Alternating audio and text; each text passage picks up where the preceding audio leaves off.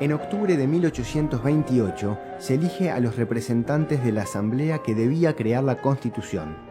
Entre noviembre y abril, la Asamblea Constituyente sesiona en San José, Canelones y Montevideo.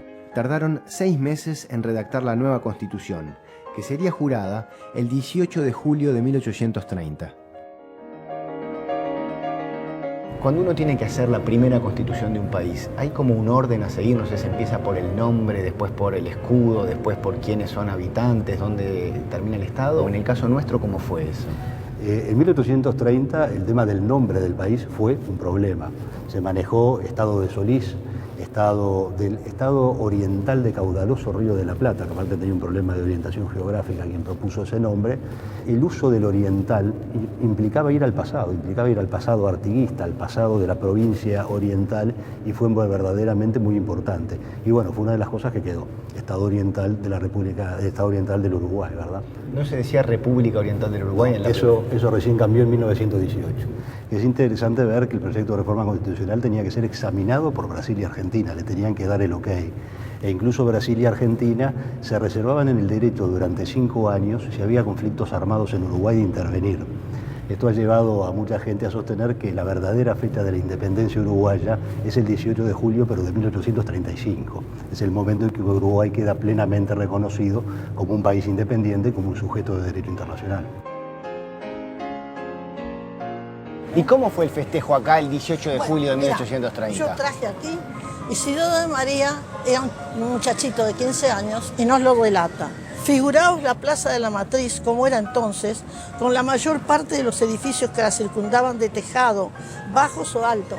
Claro, hay que imaginarse una Plaza Matriz desnuda. Isidoro de María habla de un tablado también que se había puesto. Entonces mirá justamente, porque él relata cómo la jura se va a hacer sucesivamente, y es lógico por las jerarquías, ¿no? Primero, la autoridad, la Valleja y toda la gente que lo que estaban en el Cabildo. En el Cabildo. Después que jure la Valleja y después que juren los militares, va a jurar el pueblo, que subía en tandas al tablado y le tomaban el juramento. Y cuando hablamos de una buena constitución, ¿cuáles son los elementos principales que tiene que tener una buena constitución? Podemos decir, en primer lugar, una constitución debería estar más o menos acorde con las ideas más aceptadas mundialmente e internacionalmente en materia de derecho constitucional. Con eso la Constitución de 1930 cumplió. En segundo lugar, podríamos ver cómo está escrita la Constitución, si está bien escrita, si hay contradicciones, si es clara, si es confusa. En eso la Constitución de 1830 también cumplió. Martín, ¿en la Constitución de 1830 la esclavitud estaba permitida? ¿O había referencias a eso? Lo único que hay en la Constitución es la definición de ciudadano, que se dice que eran ciudadanos los hombres, las mujeres era impensable en aquella época que pudieran llegar a ser ciudadanas, eran los hombres libres nacidos dentro del territorio. Ese artículo de la Constitución demuestra que podía haber hombres no libres, o sea que ahí podría haber una referencia implícita a la esclavitud, indudablemente podía estarlo, ¿verdad? Y después había, como hay ahora, causales de suspensión de la ciudadanía. Quizás lo más criticable de esa Constitución sea la cantidad de personas que deja fuera de la condición de ciudadanía, porque no podían votar los soldados de línea, no podían votar los peones a sueldo, no podían votar aquellos que tenían hábito reconocido de ebriedad, los que tenían deudos con el fisco, por supuesto no podían votar las mujeres, eso a nadie le llamaba la atención, como hoy sí nos llama, y lo más cruel de todos, no podían votar los analfabetos cuando la región no tenía un sistema público de educación. Fundamentalmente se pensaba que la persona que no sabía leer y escribir no estaba en condiciones de tomar decisiones razonables. Y en aquella época incluso era bastante lógico. El medio de comunicación era la prensa. La persona que no sabía leer no tenía forma de estar informado ni nada por el estilo. En la primera Constitución se celebró en la Plaza Matriz, como muestra el cuadro, un Te Deum, una celebración religiosa. ¿En aquel entonces la Constitución tenía una religión oficial? La Constitución del 30 establecía que tenía religión y que la religión era la católica, pero no preveía la religión única. Se admitía cualquier otro culto y se admitió durante todo el siglo XIX cualquier otro culto. O sea, la libertad religiosa, la confesionalidad estaba establecida, pero en el marco de una libertad de cultos importante. ¿El pueblo qué era? ¿Una mínima burguesía o subía el pueblo realmente No, y juraba? ahí pueden haber subido todos, porque es jurar adhesión. Además, vos decime una cosa, a vos hoy en día, incluso si le preguntás a la gente qué dice la Constitución, ¿sabes mucho? Era un festejo, y los festejos siempre son importantes para la gente. Ahora, si uno se pone en la época, cuando Lavalleja jura junto a todo el cuerpo de representantes ahí, no era una figura conocida. Cuando él baja acá, nadie lo reconoce y dice, este es Lavalleja, como hoy que uno reconoce a los políticos porque los ve en la tele. Tal es así la cosa, que el día que se crea la banda presidencial, se crea por eso. Porque dicen que si iban a un acto, la gente no sabía quién era el presidente. ¿La noticia de que se había jurado una Constitución llegó a la campaña oriental o la campaña no se enteró mucho? No, llegó. Si hablamos de los pueblos de la campaña, hay que considerar que algunas festividades de orden político ya se realizaban desde antes. Por ejemplo, durante muchísimo tiempo, el 25 de mayo era considerado una fiesta patria, local.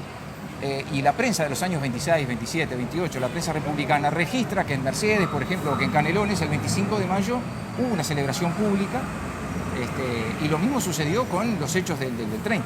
¿Qué destacarías tú de la Constitución de 1830? Si la miramos exactamente en el contexto en el que nace, en el contexto histórico en el que nace, fue un buen texto constitucional que no se despegó de los de la época, recoge lo más avanzado que había para las organizaciones republicanas y, por supuesto, es una constitución censitaria que le da mucho poder al que gana, que no contempla el espacio para el otro, el espacio para armar un juego político de opiniones y de oposiciones que son vitales para las repúblicas y para las democracias, ¿no?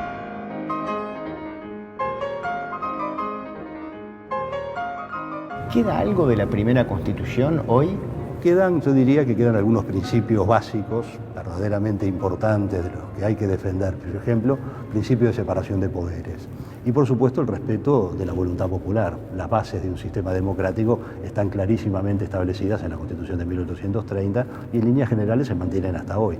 Tenemos un ejecutivo, tenemos un parlamento bicameral y tenemos por supuesto un poder judicial independiente. El problema de la Constitución de 1830, que no sé si fue problema de la Constitución, fue cuando pasamos a analizar la Constitución y la realidad. Cuando vemos si la Constitución se acompasó a la realidad o si la realidad se adaptó a la Constitución, vemos que eso no ocurrió.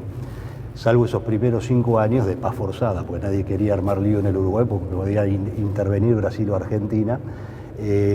Todos los presidentes posteriores tuvieron alzamientos armados o conflictos armados relativamente importantes. Ahora, la pregunta sería, ¿se pudo haber hecho una Constitución mejor desde este punto de vista en 1830? Y posiblemente no. ¿Nace una identidad en 1830 o es un mero hecho administrativo tener nuestra primera Constitución? Nace un país con el aval de un ordenamiento constitucional. Ese país no nace como los hongos después de la lluvia. Tenía detrás de sí una historia y una gestación en complejidad de diversas fuerzas, y en complejidad se va a gestar una identidad que va a ser posterior su proceso de maduración. Y yo te diría, no acabó, sigue acá.